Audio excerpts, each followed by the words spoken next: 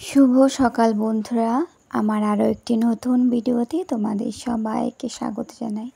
আশা করছি তোমরা যে যেখান থেকে আমার ভিডিওটা দেখছো তোমরা ভালো আছো, সুস্থ আছো। আমি মোটামুটি ভালো আছি। আর আমি সকালবেলা এই বেড কভারটা চেঞ্জ করে নিলাম। আর আজকে একটু ভীষণ তাড়াহুড়ো আছে জানো তো, কারণ আজকে থেকেই মেয়ের এক্সাম শুরু হয়ে গেল। আর এদিকে মিষ্টির বাবাও আজকে অনেকটা সকালে অফিস বেরিয়ে যাবে, এই জন্য ভীষণ তাড়াহুড়ো লেগে গেছে।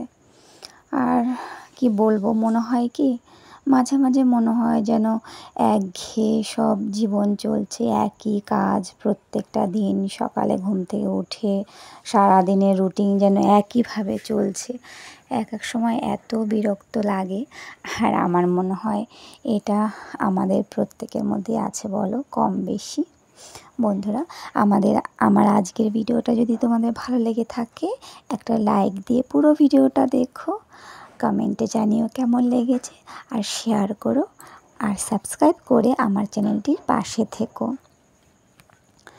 বিছানাটা গোছানো হয়ে গেলে আমি মিষ্টির বাবার টিফিনটা করে রেখেছি জানো তো। ওর বাবা বলল, গতকাল রাতে এসে বলেছে পরোটা আর আলু ভাজা নেবে, যেহেতু তাড়াতাড়ি বেরিয়ে যাবে, 9টার মধ্যে বেরোবে। টিফিনটা করে রেখে আমি এই ফাঁকে আমি বিছানাটা গুছিয়ে নিলাম। আর ওদিকে মেয়েও রেডি হচ্ছে, একটু একটু করে ওকে স্নান করাতে যাবো। ওর বাবার টিফিনটা গুছিয়ে দিয়েই আমি আর ঘরের বাসি কাজকর্ম তো মোটামুটি আগেই করে ফেলেছি। ওর বাবাকে টিফিনটা গুছিয়ে দিয়েই আমি মেয়েকে স্নান করাতে চলে যাব। যাই হোক, টিফিনটা গোছানো হয়ে গেল। এরপরে ভীষণ তাড়াহুড়ো লেগে যাবে। মেয়েকে একটু কোনোরকম খাইয়ে রেডি করে নিয়ে বেরিয়ে পড়বো।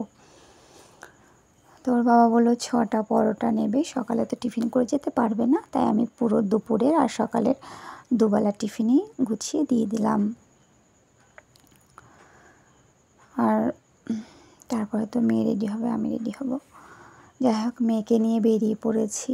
আর জানো তো আজকে প্রথম দিন একটু দেরি হয়ে গেল, স্কুলের সামনেই চলে এসেছি প্রায়। আর এটা দেখো, এক্সাম দিয়ে বেরোনোর সময় আবার ভিডিও করছি। আর দেখো বৃষ্টিতে রাস্তাঘাটের কি অবস্থা হয়েছে। আমার মেয়ে ওর বন্ধুকে টাটা বাই বাই বলে দিল, আমরা এখন বাড়ির দিকে যাচ্ছি। আর দেখো জানো তো, এই যে এতদিন বৃষ্টি হয়েছে না, এতগুলো দিন ধরে রাস্তার মধ্যে জল ছিল, সেই কারণে দেখো রাস্তার কি অবস্থাটা হয়ে গেছে, ভাঙা চোরা গর্ত, চারিদিকে কি অবস্থা। কিছু কিছু জায়গা তো এখনও জল আছে জানো তো।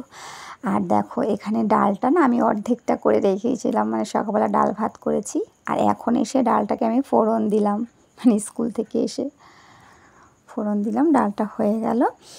এরপরে পরপর সব চলবে।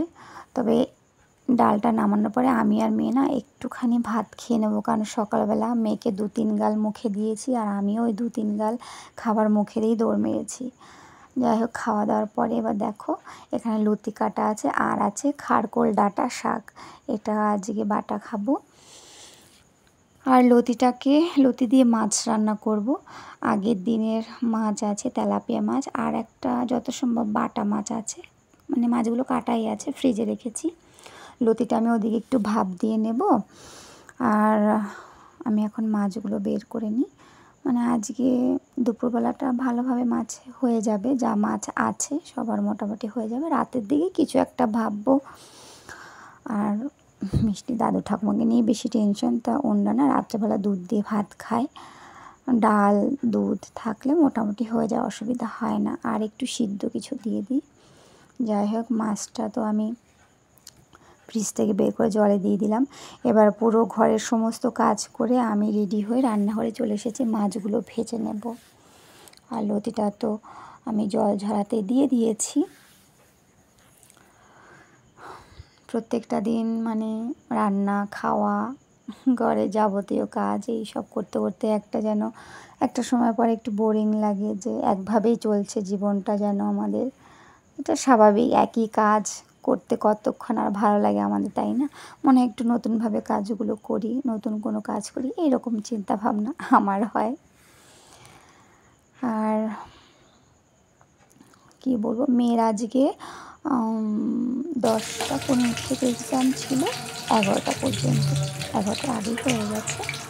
যাই হোক, এখানে মাছগুলো ভাজার পরে আমি মশলাটা একটু কষিয়ে নিয়েছি। আর এই মাছটা জানো তো আমি একটু রাঁধুনি ফোড়ন দিয়ে করছি। রাঁধুনি ফোড়ন অবশ্য আমার বাড়ির সামনে যে আমার বান্ধবী থাকে, ওর শাশুড়ি মা আমাকে একদিন বলছিল যে তুমি এভাবে, মানে আমাকে একদিন দেখেছে আমি এইভাবে লতি দিয়ে মাছ করি, তখন ওই মাসি একদিন বলল যে একটু রাঁধুনি ফোড়ন দিয়ে তুমি যা যা দিচ্ছ দাও, কিন্তু একটু রাঁধুনি ফোড়ন দেবে, দেখবে মাছটা খেতে ভীষণ স্বাদ হয়, রাঁধুনি ফোড়নের একটা গন্ধ আসে। বন্ধুরা, আমি যেভাবে রান্নাটা মানে করছি তোমাদেরকে বললাম, এভাবে তোমরা যদি কেউ করে খেতে চাও খেতে পারো। সত্যি আমি এভাবে অনেকবার করেছি, ভীষণ স্বাদ লাগে জানো তো, ভীষণ টেস্ট হয় রান্নাটা। যাই হোক, ঢাকা দিয়ে দিলাম, রান্নাটা আমার হয়ে যাবে। আচ্ছা দেখো, মাছ রান্নাটা আমার হয়ে গেল। এবার রান্নাটা হয়ে যাওয়ার পরে আমি না মেয়েকে একটু খেতে দিয়ে দেবো। ওকে খেতে দিয়ে তারপর আমি রান্নাঘরে যেটুকু কাজ থাকে, রান্নার জায়গাটা পরিষ্কার করা, রান্নাঘরটা মুছে ফেলা, সব আস্তে আস্তে করে নেব। আর জানি না কেন আজকে যেন একটু তাড়াতাড়ি হয়ে গেল, স্কুল থেকে ঘুরে আসার পরেও একটু তাড়াতাড়ি হয়ে গেছে। আর মেয়েকে তো আমি একবারে নিয়েই এসেছি জানো তো, ওখানে দাঁড়িয়েছিলাম, সমস্ত বান্ধবী একটু গল্প টল্প করছিলাম। অনেক দিন বাদে বান্ধবীদের সাথে একটু গল্প করার সুযোগ পেয়েছি। আর এখানে দেখো এই যে খারকোল শাক বাটা, মিষ্টি ঠাকুমা না আবার একটু তেলের মধ্যে দিয়ে সাঁতলে নেয়, ভালো লাগে। আর আমি কড়াইটা আমি আর একটা জায়গাতে যে আমাদের বাসন মাজি, ওখানে বসে বসে মাজি, তাহলে না কড়াইটা বেশ ভালো পরিষ্কার হয়। মেয়েকে তো খেতে দিয়ে এসেছি, এবার আমি বাসনগুলো সব পরিষ্কার করে নেব।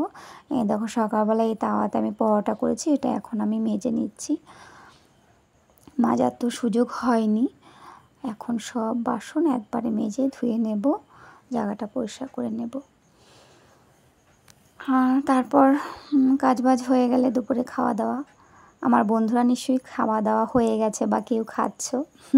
খেয়ে দিয়ে সবার একটু বিশ্রাম, ব্যাস এই চলে আমাদের সারাদিনের রুটিনের মধ্যে, তাই না বলো? আচ্ছা, ভিডিওটা আর বেশি বড় করব না, আমি ভিডিওটা আজকে এখানেই রাখবো। তোমরা খাওয়া দাওয়া করো, খেয়ে নাও, আমিও তো খেতে যাব। তোমরা ততক্ষণ ভালো থেকো, আবারও তোমাদের সাথে দেখা হবে আরও একটি নতুন ভিডিও নিয়ে। ততক্ষণ পর্যন্ত তোমরা ভালো থেকো, সুস্থ থেকো, সাবধানে থেকো। আবারও তোমাদের সঙ্গে দেখা হবে আরও একটি নতুন ভিডিও নিয়ে।